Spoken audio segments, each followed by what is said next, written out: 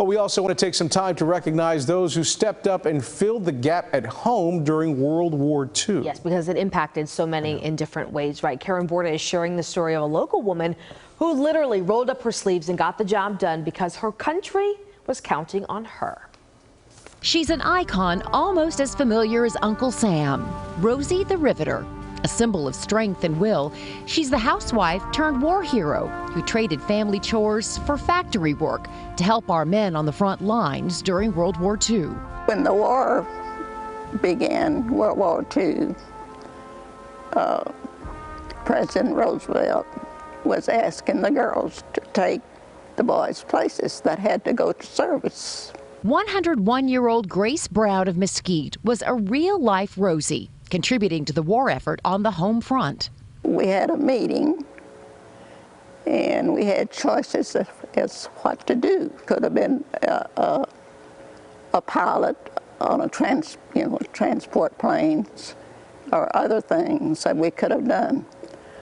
Well, I chose a safer thing. I said, I'll be a machinist. The women were paid, and many received free housing.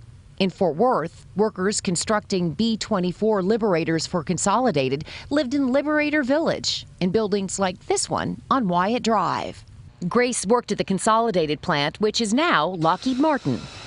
Here's a highly circulated photo of Grace during those years. Well, I was just doing my job, and the government came in and started taking pictures. I couldn't say, wait a minute, I've got to go put on some makeup, or I've got to put on a clean apron or anything like that. North Texas was a hub of aviation production during World War II. There were two major facilities. In Dallas, you had the North American Aviation Firm, which was building the T-6 Texas trainer during the buildup of the Air Force prior to the war. That plant later went on to produce P-51 Mustang fighters and B-24 Liberator bombers. The second plant was in Tarrant County over in Fort Worth, operated by the Consolidated Corporation, where they built the B-24 bomber. The B-24 Liberator is the most produced American aircraft of World War II at slightly more than 18,000 units. Roughly 20% of those were built in the Dallas-Fort Worth area.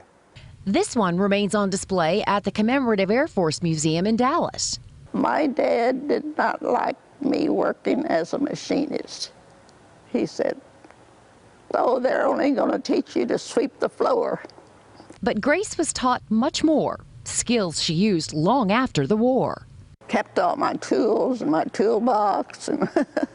The Rosie image was one of the most successful recruiting campaigns in U.S. history. In July, a mural at Fort Worth's Vintage Flying Museum was unveiled in the Rosie Garden. The painting was created, fittingly, by two local female artists. Grace Brown was in attendance. You just felt like it was your duty. All told, roughly about a third of the workers, and would vary from plant to plant, would be female. That's a pretty substantial contribution.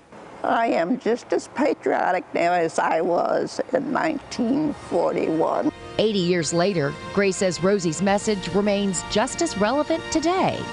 We can do it. Karen Borda, CBS News, Texas. And we are so thankful that she did. Dallas resident John Lacuto is a bomber pilot in World War II, or was, and is working now to persuade Congress to nationally recognize our home front heroes with a special day of honor for them.